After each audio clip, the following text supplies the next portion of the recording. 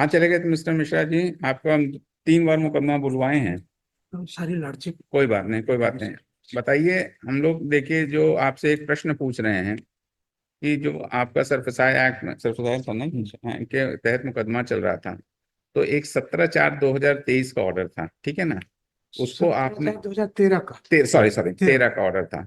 उसको आपने अपील में भी चैलेंज किया, और उसमें फिर था अपील के बाद फिर मिसलेनियस अपील 256 सन 2013 था।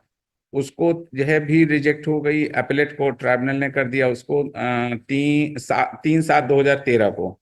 उस ऑर्डर को आपने कोर्ट के संज्ञान में लाया नहीं है। और एक मिनट में, हाँ, एक मेरी भी सुन ले तो फिर हम आपका जवाब जी। सुन लेते हैं। तो कोर्ट ने कहा कि जब वो ऑर्डर 17/4/2013 वाला 3/7/2013 में मर्ज हो गया, तो आपको उस ऑर्डर को चैलेंज करना चाहिए था। आप 17/4 वाला ही ऑर्डर चैलेंज कर रहे हैं।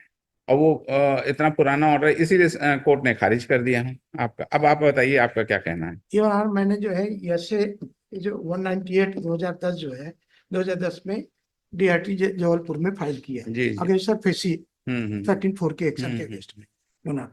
वहां पर मेरे को इंटीरियम ऑर्डर जो है 27/10/2010 को जो है ऑनरेबल डीआरटी ने पास किया। ठीक। तो उसमें मेरे को 50% जो है उन्होंने पेमेंट के लिए जी जी वो किया। जी जी जी जी। यार लॉर्डशिप, मैं जो है उस पर डीआरटी गया तो उन्होंने मैं पहले उसमें रिव्यू फाइल किया अगेंस्ट 50% अगर ड्यूज था, तो मैंने उसमें जो है रिव्यू फाइल किया था। बाद में during the course of hearing honourable DRT ने कहा कि रिव्यू का पावर नहीं है डीआरटी में, तो मैं आप डीआरटी जाइए। तो ये मैं जो है डीआरटी गया 2011 में गया, मार्च 2011 में योर।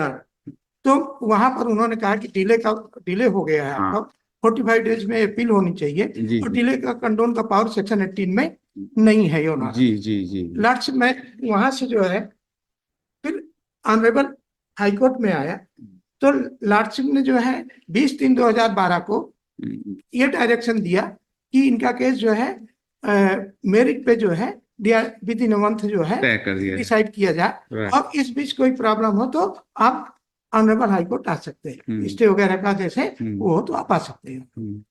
मैं ऑनरेबल जो है डीआरटी ने ऑनरेबल 17/4/2000 एक महीने की बजाय जो है 2 साल बाद 17/4/2013 को ऑनरेबल डीआरटी ने मेरिट पे नहीं डिसाइड किया, बल्कि उन्होंने ये कहा कि जो बारोवर ने 50% नहीं डिपॉजिट किया, इसलिए जो है इसको जो है कोई रिलीफ का वो नहीं है, और मेरे यसे को जो है उन्होंने डिसमिस कर दिया।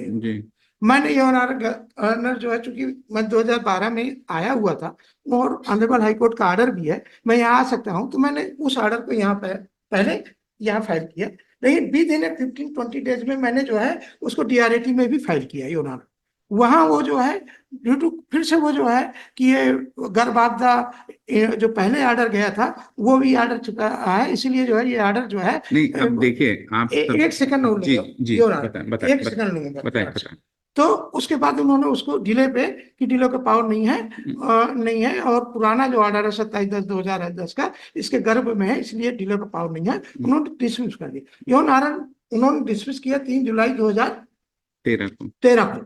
योर ऑनर मैंने 7 अगस्त 2013 को ऑनरेबल कोर्ट में ये ऑर्डर ऑनरेबल हाई कोर्ट में अपनी रिट पिटीशन में मैंने सबमिट कर दिया योर ऑनर। और बैंक ने जो है मेरे बीच में सेल में गया, तो ऑनरेबल हाई कोर्ट ने मेरे को 29/10/2018 में उस ऑर्डर में डीआरटी दोनों मेंशन किया हुआ है और उसको उनके सेल को वो किया, स्टे ग्रांट किया, और कहा कि इनका केस जो है मेरिट पे कभी even the direction of the मतलब लिमिटेशन पे ही मामला खत्म कर। जो उन्होंने कहा ऑनरेबल हाईकोर्ट ने कहा कि ये संज्ञान में नहीं लाया दैट टाइम, मैं तो संज्ञान में ऑनरेबल हाईकोर्ट के अगस्त 2013 में ले आया। मैं गलती अमेंडमेंट की नहीं किया, ये मेरी गलती है, लेकिन मैं ऑनरेबल हाईकोर्ट के संज्ञान में ये नहीं। आपने 3/7/2013 का ऑर्डर क्या चैलेंज किया था क्या कभी यहाँ पर? मैंने 13 का 3 जुलाई 2013 का ऑर्डर जो डीएटी अपीलेट ट्राइब्यूनल का मैंने था, सबमिट किया था, मैंने उसको चैलेंज नहीं किया, हाँ। मैंने उसको अपनी नहीं तो petition- देखिए, अगर आप उसको चैलेंज नहीं करेंगे तो फिर वो नहीं, एक ऑर्डर ये है। ना मैंने जैसे ऑनरेबल कोर्ट ने क्या कहा, संज्ञान में नहीं लाया, हाँ हाँ, इसलिए नहीं, dismiss मान लीजिए कर अब दिया। आपने संज्ञान में लाया, लेकिन मैं आपका क्या, संज्ञान उसी में देखिए नहीं लाया। ऐसा होता है, देखिए संज्ञान दो तरीके से होता है। एक संज्ञान वो होता है कि आपने अदालत में उस ऑर्डर को चैलेंज किया, वो तो ऑटोमेटिक आ गया। दूसरा संज्ञान इस तरह से होता है कि आपने ऑर्डर बीच इतनी मोटी फाइल में एक तो लगा दिया और अदालत ने तो ध्यान ही नहीं दिया, तो वो संज्ञान गड़बड़ हो गया। मैंने फिर आपका दायित्व है, सुप्रीम कोर्ट के जजमेंट्स हैं कि कोई भी जजमेंट या कुछ है तो उसको आपको कोर्ट को सामने लाना पड़ेगा। अब आप इतनी मोटी, जस्ट मिनट, अगर आप इतनी मोटी फाइल में, मैंने अमेंडमेंट फाइल किया, इसी में वो अमेंडमेंट कहाँ है? वो अमेंडमेंट है, ऑनरेबल हाई कोर्ट ने अलाउ हुआ है? हाँ दिया था, Where is that? इन्होंने उस दिन जजमेंट था, Where is that? Where इन्होंने is that? डिसाइड नहीं किया और दिखाइए। मैंने उसको फाइनल कर वेयर दिया। Is that? दिखाइए दिखाइए, ये वेयर इज दैट? अगर वो अमेंडमेंट किया है तो बात डिफरेंट है, सबसे उसके बाद सही कह रहे हैं। अगर वो अमेंडमेंट है तो फिर ये 11 में मैंने जो है 23 जनवरी 2024 जब मेरे को ये, संज्ञान में आया, आपकी रिट पिटीशन कहाँ है? रिट पिटीशन कॉपी निकालिए और उसमें जो है इनका अमेंडमेंट निकालिए। अमेंडमेंट अलाउ हुआ था?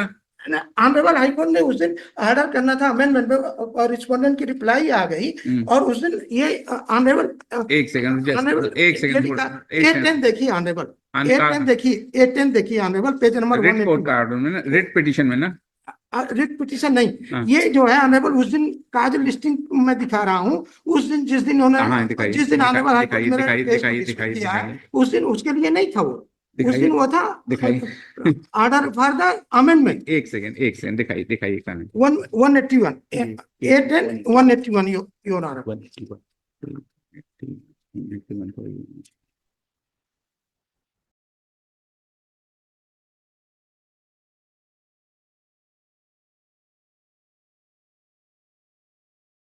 हाँ 181 आगे भैया। देखिए योर ऑनर, मेरा कौन सा इसमें नंबर है? पहले नंबर में केस था, पेज नंबर में। हाँ आइए number 15 application for taking document and record and I number 16 I application for amendment under order 6। तो आपका कहना है कि 3/7/13 का ऑर्डर आपने बाय अमेंडमेंट चैलेंज कर दिया? गलती हो गई, मैं नहीं मैंने किया जब मेरे को ये आया कि ये ऑब्जेक्शन रिस्पोंडेंट ने 10 साल बाद दिया, तो मैंने जो है अमेंडमेंट फाइल कर दिया। दैट टाइम योर ऑनर, मैंने अमेंडमेंट फाइल किया, उनका रिप्लाई भी आया और उनका रिप्लाई भी आ गया उस पे? उनका रिप्लाई भी आ गया ऑनरेबल। ओहो। और उस दिन ऑर्डर होना था, देखिए ऑर्डर ऑन आईएएस है, ऊपर में हेडिंग देखिए योर ऑनर लॉर्डशिप, तो मेरा पहले आईएएस डिसाइड करना था, ना कि मेरा final argument final case dismiss कर देना चाहिए। ऐसा ही कह रहे हैं, अलाउ कर दो, matter remanded back, allow.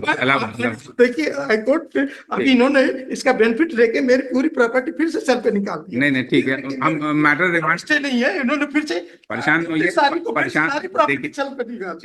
Just hold on, हम इसको मैटर रिमांड कर रहे हैं लर्नर सिंगेज को, ही विल डिसाइड अफ्रेश, ठीक है ना? इसको मेरिट पे डिसाइड करा देखिए ये ऑर्डर जो आपने बताया कि 3/7/2013 का order by means of amendment आपने लगा रखा था, उस पर जवाब आ रखा था, उस दिन अमेंडमेंट आपकी डिसाइड होनी थी, लेकिन कोर्ट ने डिसमिस कर दिया, ठीक है, and the matter would be decided by the learner single जज एक्सपीडिशियसली, ठीक है ना? चलिए, वो अमेंडमेंट एप्लीकेशन आपका 23/1/2024 का है। हाँ 23/1/2024 का, ठीक है, उसको कर दीजिए। यो लास्ट मेरे पास आज स्टे नहीं है और इन्होंने अब देखिए वहीं जाइएगा, यो लास्ट सेल्फ पे निकाल दिया है मेरे को एक। ठीक है, डोंट वरी, जितना जो हमारे सामने था हम लोग ने कर दिया, अब आगे आपको करना है, ठीक है ना? राइट, चलिए ठीक है, आप सही समय आ गए, नहीं तो गड़बड़ा जाता।